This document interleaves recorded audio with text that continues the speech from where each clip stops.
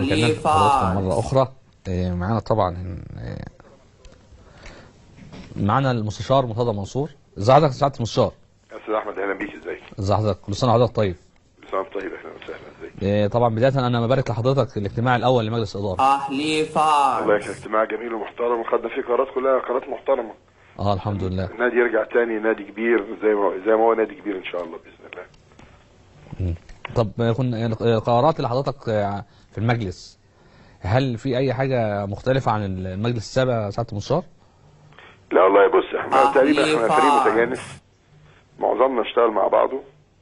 يعني هو مين الزياده دلوقتي؟ احنا من الاول كنا عم المستشار احمد جلال، وكان مهندس هاني زاده، وكان دكتور حازم ياسين، وعلاء مالد من الاول كان مدير عام نادي معانا الراجل. يعني اللي اضيفت اعتقد دكتوره شريفه الفار بس، ودي طبعا حاجه جميله راقيه يعني. لكن بقيه المجلس احنا فريق متجانس، ونتمنى ان شاء الله ان احنا نعمل احسن من اللي عملناه السنه السنين ان شاء الله. الاعضاء جماعه يستاهلوا، والجماهير تستاهل، عشان انت دلوقتي بتشتغل على محورين. هو كابتن اسماعيل يوسف خلاص هو المشرف عليه. اسمه اسماعيل يوسف طبعا، انا ناسي طبعا. اسماعيل يوسف طبعا كان رئيس قطاع كوره وكان مدير كوره، يعني ده فريق شغال مع بعض بقاله 3 سنين. فالحمد لله يعني، فان شاء الله ربنا يوفقهم. وكل واحد خد يعني اسماعيل خد قطاع الكوره كله، وبقى رئيس. شوف كل الانديه رئيس النادي فهو رئيس لجنه الكوره، في ما عدا الزمالك رئيس اللجنه هو كابتن اسماعيل، واي حاجه هو مسؤول عنها دلوقتي، من مدربين، من لعيبه، من تدريبات، من تعاقدات، من استغناءات. وفوضناه نشكل لجنه هو يعني يجيب اي حد من ولاد الزمالك بتوع كوره، اهلا بيهم في اللجنه اللي هيشكلها. المستشار احمد جلال الالعاب الماء كلها والسباحه. مهندس هاني زاده واخد الجزء بتاع الالعاب الجماعيه، سله وطايره ويد وتنس الطاوله وتنس الارضي، اللي هي الالعاب الثانيه، والكاراتيه والجودو. الست شريفه، الدكتوره شريفه دي تعرف استاذه في الجامعه، هي الدكتوره شريفه. ايوه شريفه يعني اعظم من اجابتهم من اللعبه المصريه، عشان بيقعد كل شويه يقول لك عن ولاد النادي. لا، معظمكم ايه مرتزقه، معظمكم مرتزقه، ومعظمكم راحوا انديه ثانيه، ومعظمكم استفادوا من النادي اللي عمل شركه اسمنت، واللي عمل شركه حديد، واللي مش عارف عمل شركه اعلانات. انتوا عرفتوا النادي. ولاد النادي يا استاذ احمد، اتفرج على ولاد النادي الاهلي بيعملوا ايه. لما النادي الاهلي خسر 5 بونت من ساعه انتخاب الكابتن محمود الخطيب، محدش هدم في النادي، محدش شتم النادي، محدش قال لك ارحل يا خطيب. لكن احنا عندنا قله ادب وسفاله وتجرمه خلاص. لكن كل واحد خد اختصاصه، وان شاء الله باذن الله نتمنى باذن الله ان احنا نخلص 6 اكتوبر السنه دي باذن الله، السنه عام كامل ان شاء الله. حميدي هو النهارده كان في زياره لفرع اكتوبر النهارده. والله كان في زياره، لكن عندنا احنا عشان بكره عندي جلسات مجلس النواب، هنبدا بكره الجلسات، وعندنا المشكله بتاع المحافظ الجيزه اللي دمر النادي الاهلي، فطلب مني اجهز ملف كامل عشان هو مطلوب يوم الاربعاء للتحقيق معاه هو والسيد الوزير الشباب والرياضه، راجل محترم، وزير التنميه المحليه، الراجل المؤدب هشام بيه، واخد بالك طبعا. انا مؤكد ان هشام الشريف، انا ما اعرفش قريبك ولا مش قريبك، لو كان يعرف ان الراجل ده عمله كان شاله عزله فورا، لان انا عارف. انا بكلم يعني مع حافظ الالقاب هشام الشريف في اي وقت على فكره بيرد عليا فورا. مفيش حاجه بتخص دايرتي في مدرمه بيعملها فورا، راجل مؤدب، راجل محترم، واخد بالك. لكن اللي عمله المحافظ لن يمر مرور الكرام، مش هيعدي زي ما هو متصور، وخاصه ان هو للاسف الشديد ارتكب جريمه ثانيه النهارده. زوروا جوابات انهم بعتوها لنادي الزمالك يوم 16/11 اللي هو يوم المصيبه اللي عملوها، تمام، وانهم بعتوا لنا الانذارات يوم 16/11، جواب طلع 16/11. واللي هو بقى المصيبه بقى ما يعرفش بقى، لانه لو هو انسان ذكي كان لازم يعرف ان الجواب لما بيروح البريد بيتختم التاريخ. اكيد مظبوط، لما بيروح البريد بيتختم التاريخ. اكيد مش التاريخ بيتختم طبعا لما يوصل البريد عشان يجيبوا لي. اكيد التاريخ يوم 16/12. فبلاش التزوير بقى. انتوا بتطلعوا جايبه تخش جريمه منين؟ انت عامل جواب مديول يوم 16/11 وانت بتسلمه البريد 16/12. انت بتعمل ده عشان تروح، بس هو ما خدش باله بقى ان البريد بيختم. اكيد طبعا. فاكر لما يحطوا كده يعني ايه هيتزري، ما حدش ياخد باله، ما يعرفش ان رئيس نادي الزمالك كان رئيس محكمه ورئيس نيابه ومؤلف كتاب في القانون وعنده 24 سنه. هو في تعنت يا معالي المستشار، هو في تعنت من محافظ الجيزه ولا؟ طبعا هو بيخدم مصالح ممدوح عباس عن طريق الاخ عادل ناصر بتاع الصرافه بتاع كراون. كلامي واضح. ومرتين يا استاذ احمد البودي جارد بتاع ممدوح عباس، وانا جايب الصور وديها للمجلس ان شاء الله يوم الاربعاء، مرتين في التكسير. البلطجي بتاع ممدوح عباس موجود وهما بيكسروا معاهم، واخد بالك؟ عشان يقول له لا يا باشا تمام خلاص كسروا تمام التمام خلص. الكلام ده مش هيمشي معانا. نادي الزمالك اكبر مني واكبر من المحافظ يا استاذ احمد. نادي الزمالك ده نادي زي الاهلي وزي الاسماعيلي وزي ترسانه وزي الترام والسكه الحديد والاتحاد السكندري والمنصوره. في انديه وزي المصري، في انديه ما فيش فيها هزار، في انديه تاريخها من تاريخ البلد دي، خلي بالك. فما ينفعش يتعمل اللي بيعمله محافظ الجيزه. والاخ امبارح اكرم السعداني كاتب لي في وفد النهارده بتاع يوم السبت الجيزه بقى ليها مدير امن ومحافظ. لا يا استاذ اكرم، اذا كان هو خلص لك خدمه يا اكرم يا سعداني الله يرحم ابوك المحترم، لا الجيزه ما فيهاش محافظ. فيها مدير امن محترم، راجل مؤدب ومحترم ورفض ينزل ضباطه يوم ما راحوا يهدموا، انما ما فيهاش محافظ يا اكرم. شوف الخدمه اللي هو عاملها لك ايه عشان بتقول فيها محافظ. لا يا حبيبي مش على حسنا، هتلمعه اعلاميا تمام. لا الجيزه ما فيهاش محافظ، وعايز تعرف ما فيهاش محافظ انزل شوف المزبله اللي في المهندسين. مش هقول لك ولاد دكرور، مش هقول لك ارض اللواء خلاص، لا انا بقول لك انزل العجوزه وانزل مهندسين وانزل الدقي، شوف صفيحه الزباله اللي بقت فيها الجيزه كلها. شوف القهاوي اللي محتله يا استاذ احمد. مش واخده الرصيف، واخده الشارع كله، لكن العين مكسوره. شوف يا استاذ الفاضل الكباريهات اللي في جامعه الدول العربيه اللي مفتوحه تمام، والعربيات اللي قافله الشارع وبلطجيه وبودي جاردات جرى عربيه مقفول. شوف ده سياده المحافظ. شوف العمارات اللي اتبنت من غير ترخيص بزياده 10 12 دور. بلاش احنا يا سياده المحافظ عشان احنا عندنا كتير لو قلناه هيتعبك قوي. بلاش احنا. انا حافظك من ايام ما كنت لسه ملازم ولا كنت رئيس نيابه، حافظك بالسنتي وكل تنقلاتك، ورحت الجيزه ورحت اسكندريه ولفيت الدنيا، حافظك. فبلاش نادي الزمالك. نادي الزمالك اكبر منك ومني على فكره تمام. واحنا يوم الاربعاء عندنا جلسه مهمه جدا في المجلس. بشكر تاني الدكتور علي عبد العال، بشكر المحترمين السيد شريف وكيل المجلس سليمان وهدان، بشكر احمد السجيني رئيس المجلس دار المحل رئيس اللجنه المحليه، بشكر اعضاء اللجنه كلهم، بشكر اللي عملوا طلب الاحاطه محمد خالد عبد العزيز شعبان، محمد الحسيني. لا المجلس قايم يا استاذ مش الموضوع اللي انت عملته مش هيعدي كده. انت ما رحتش على غرزه وهدمتها، انت رحت على نادي محترم اسمه نادي الزمالك وهدمته، وكان الافتتاح يوم الخميس تروح تهدمه يوم الاحد ولا يوم الاثنين؟ انت بتهزر واحنا وراك لو احنا غلطانين. وعلى فكره بشكر مؤسسه الرئاسه لانه هم بيهدموا. انا اتصلت بصراحه والناس قالوا لهم اوقفوا هذه المهزله فورا. بشكرهم جدا جدا جدا، ناس محترمين واخد بالك. بشكر السيد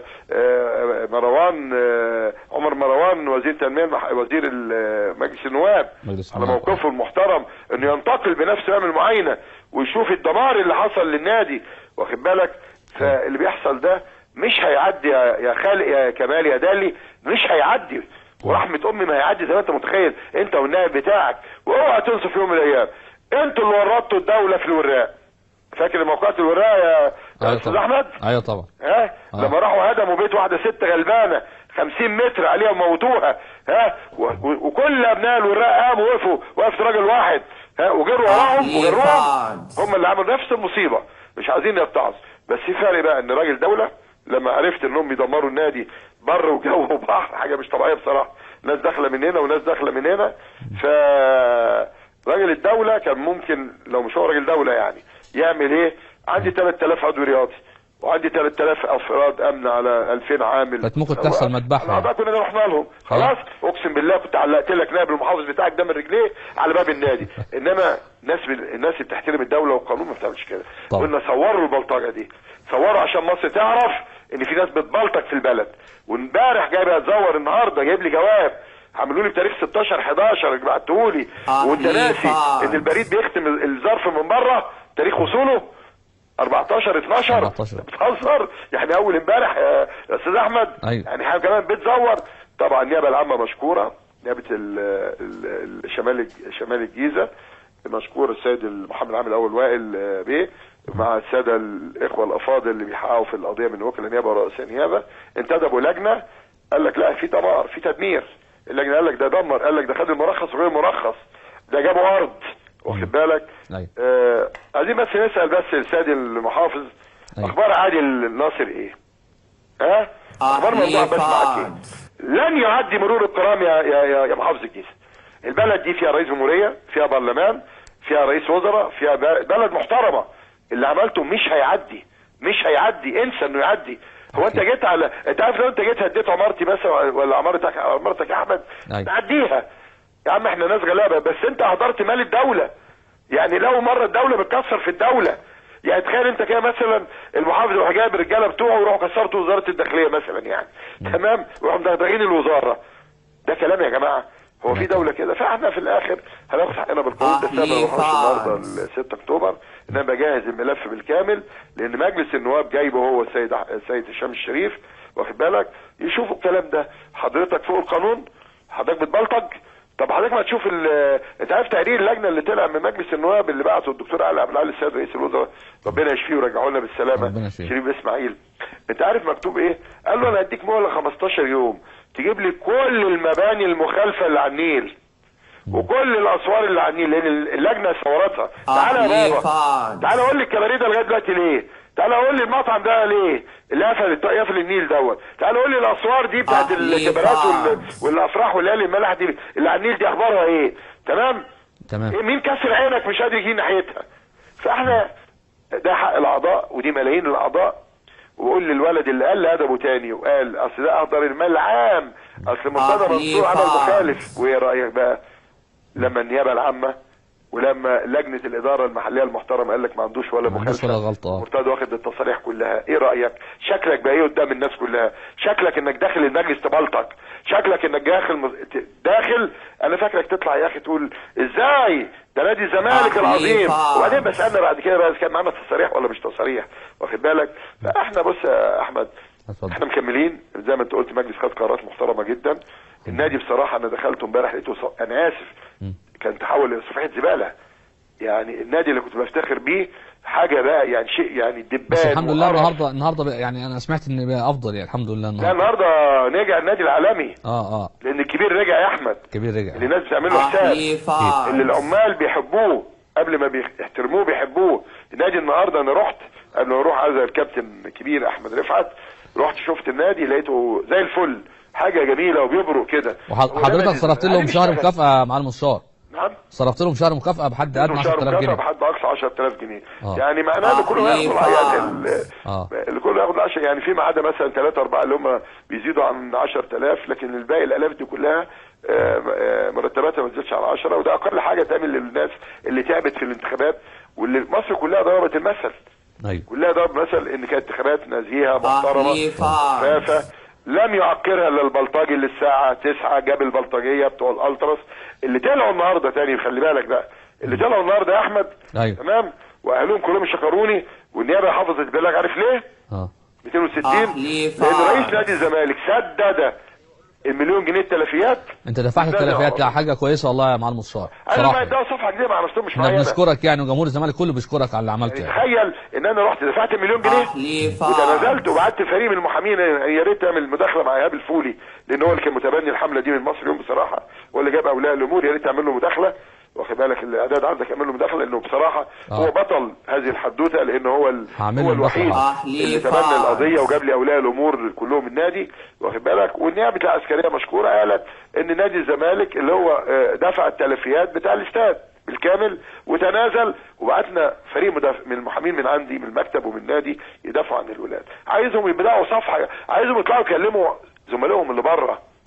لان لما جيلي تليفون من مسؤول امني كبير من اسبوع يقول لي العيال الالتراس عايزين يقتحموا نادي الزمالك تاني، وانا قلت هتقتحم هتشوف اللي عمرك ما شفته. لا ان شاء الله هيفتحوا صفحه جديده مع نادي الزمالك يا ريت يفتحوا صفحه جديده مع نفسهم. وتعالى شجع يا ابني وافرح بفريقك واعرف انك هتكسب وهتخسر وهتتعادل وهتكسب وهتخسر وهتتعادل. هي دي الرياضه.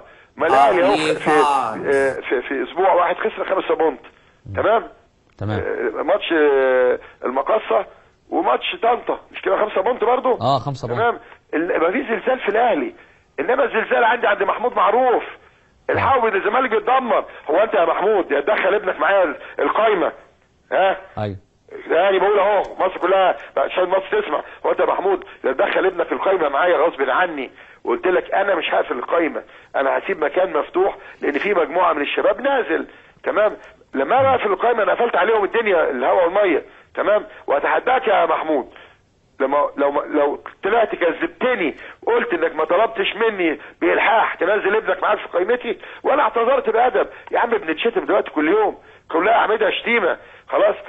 مصري اليوم انا كلمت عبد اللطيف المناوي العضو المنتدب بتاع مصر اليوم، قلت له دلوقتي الاخ بني ابو عايد ده مشطوب عيدته من النادي بقاله 2 سنين، وبقاله 2 سنين بيشتم فينا. هل ينفع تبقى خصومه بينك وبين قاضي على المنصه ويستمر يحكم؟ مش ممكن. انت بليغ مشطوب من النادي. ايه وتاني يا مصر كلها بليغ ابو عايد مشطوب من النادي. خلاص يبقى انت ما تكتبش عننا، انت بقى مغرض خلاص من فضلك. فالاستاذ عبد اللطيف قال لي لا ده كلامك صح، من العدد اللي جاي مش هيكتب. بيكتب يا عبد اللطيف غصب عنك. بليغ ابو عايد بيكتب غصب عنك مغطي الزمالك، المشطوب من الزمالك. يا اخي هو باخر في الاخر بشر، هو مش بشر بيحب وبيكره. لما يكون مجلس الاداره الموجود ده شاطبه قبل كده شاطب عضويته. تمام. طب ما هو غصب عنه كبشر هيقعد يقل ادبه كل يوم كل يوم، وده اللي بيحصل. وانا جاي بكره وانا امبارح وانا اول ما عندوش الا زمالك ومرتضى ومجلس المنهار والمجلس التعبان، واخد بالك يا راجل. لما مجلس الاداره المحترم الشرعي ياخد فعل وفي رد فعل للفعل، بتنزل رد الفعل الاول ولا الفعل وبعدين رد الفعل؟ الفعل وبعد كده الفعل طبعا. ان فلان مرتضى مجلسه عمل كذا ورد فعل فلان كذا. لا الدنيا معكوسه. لا يا حبيبي ده القطع كيف. لا ده ننزل الاول رد الفعل صفحه كامله ونعمل الفعل سطر واحد. يا سلام. هو ده الاعلام؟ هي دي الصحافه يا استاذ تقريب الصحفيين؟ هو ده الصحافه الجديده؟ ان رد الفعل ياخد صفحه والفعل نفسه ياخد سطر؟ لا لا لا لا لا، ده احنا في مصيبه سوداء.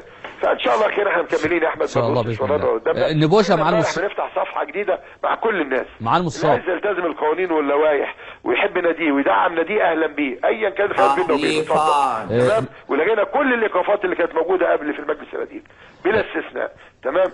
انما هتخش بقى هو مش معقول يا جماعه كل ماتش الزمالك ويتعادل الا فندي اسمه احمد سمير طلع بيان ساب الشرطه وطلع بيان ويا وزير انت فين سبته تعادل ليه؟ لا ده مش كلام يا جماعه. هو حضرتك مش الرقيب بتاعي، حضرتك ساقط ب 11000 صوت فرق. حضرتك ما تسمعش صوتك تاني. اوعى تنطق يا احمد سمير، اوعى تنطق.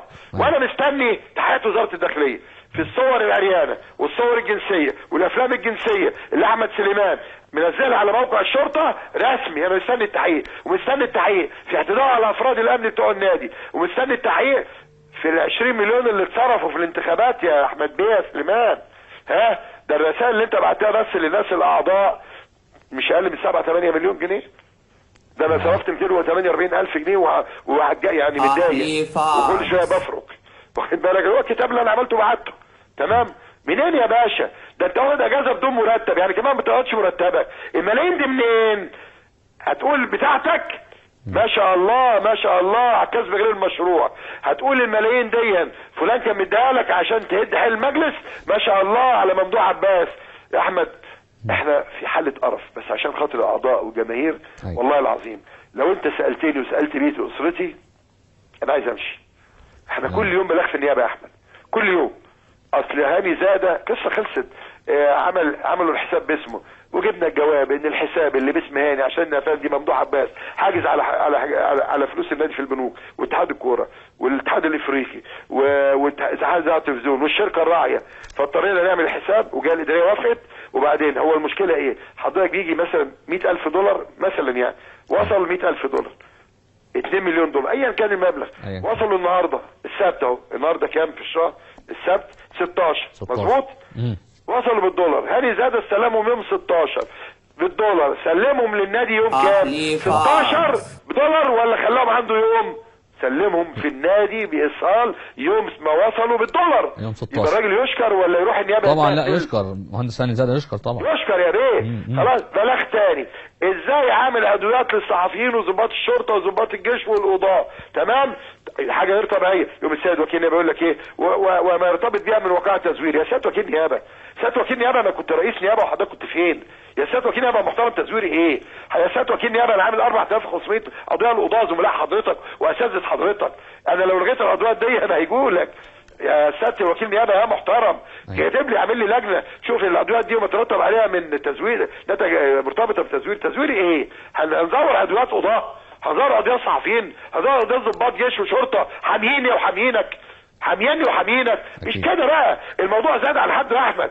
كل يوم في نيابه الشماليه في العجوزه الموضوع واحد تاني بلطجي يقول لك ان انا سلطته يخطف واحد تاجر بتاع ذهب، واخد بالك بتاع تاجر ذهب ده على فكره صاحب كمال الدين المحافظ، خلاص يخطفه وبعدين بعد ما يخطفه يقتله. ليه يا بابا؟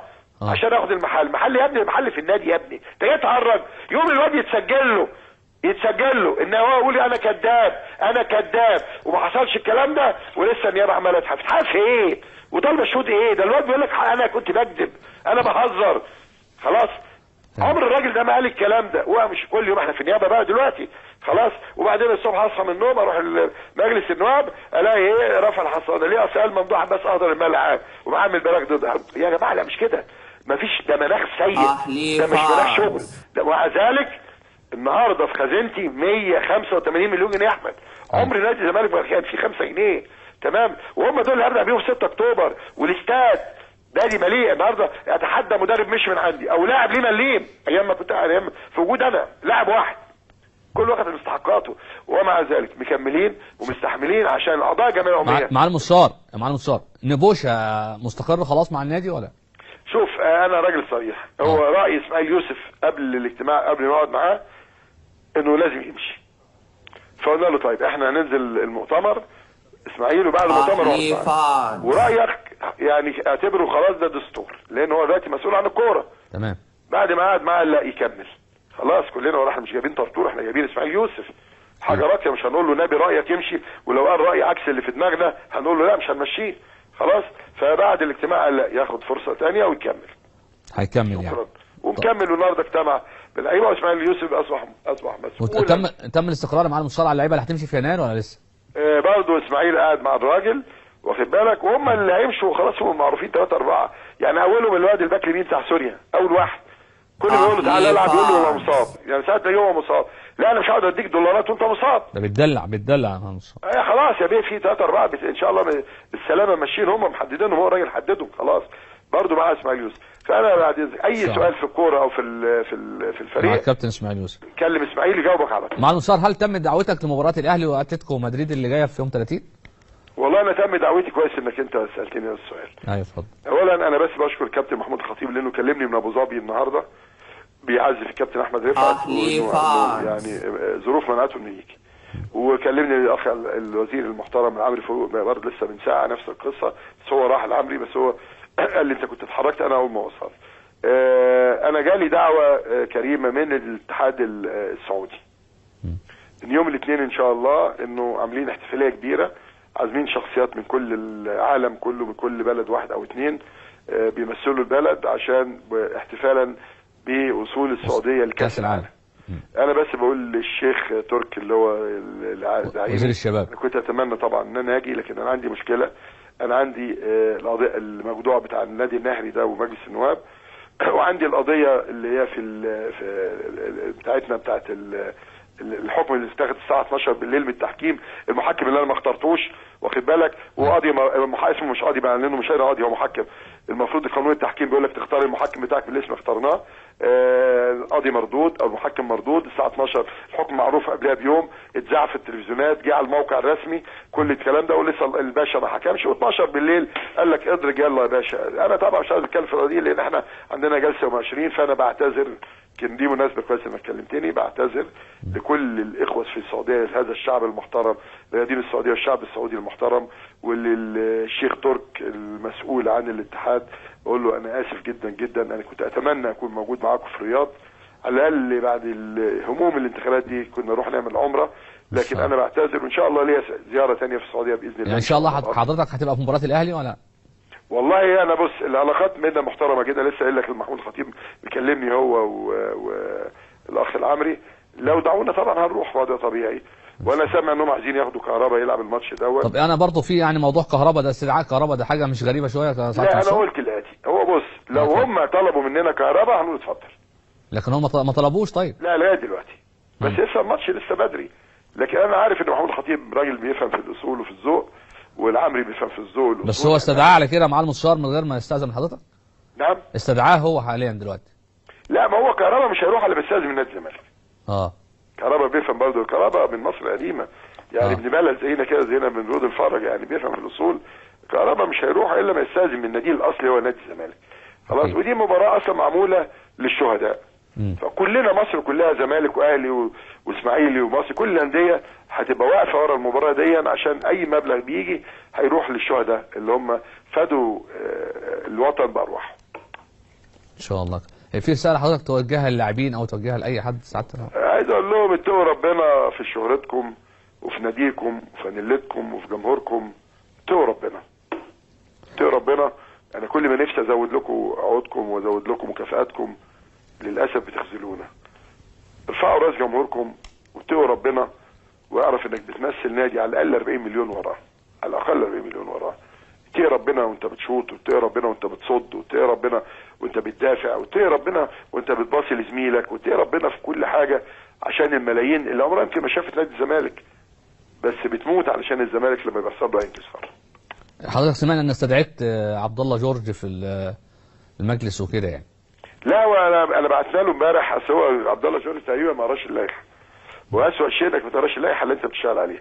اللائحه بتقول انه الدعوه لمجلس الاداره باي وسيله حتى بالتليفون. خلي بالك اللائحه بتاعتنا احنا. فكلمه امبارح مهندس هاني زاد 5 مرات ما ردش. لكن ما حدش كلم هاني العتاله مع المستشار؟ لا ما حدش. لا ما تجيبش الاسم ده من فضلك. حاضر. انا معليش عضو بالاسم ده، مش هخش مهاترات مع عيل خالص. حضرتك لما المحكمه تقول كلمتها هنقول له اتفضل واحنا بره. قبل المحكمه بتقول كلمتها النهائيه يعني ما اعتقدش ان عندي حد بالاسم ده. خلاص. لكن احنا النهارده كان في محادثه بيني وبين عبد الله جورج، تمام؟ وهو يقول لي اصل انا ما حدش بعت لي جواب رسمي 15 يوم. قلت له الكلام ده ايام ما كانت اللائحه، ايام الجنيه الجبس يا عبد الله، انك تبعت قبلها ب 15 يوم. ما عادش الكلام ده. اقرا اللائحه تقول حتى باتصال التليفوني او برساله تليفونيه. تمام؟ وفعلا انا معاكم في اي مجلس جاي ان شاء الله. وعبد الله قلت له كلمتين، يكرم عبد الله جورج عشان عم جورج. شكرا. يكرم عبد الله جورج عشان عم جورج. جماهير الزمالك عايزه تطمن مع المستشار على هل ممكن الزمالك ينافس تاني ولا صعب؟ ان شاء الله باذن الله. لا بامر الله ان شاء الله الدوري باذن الله بامر الله بدون مقاطعه للزمالك السنه دي ان شاء الله. على فكره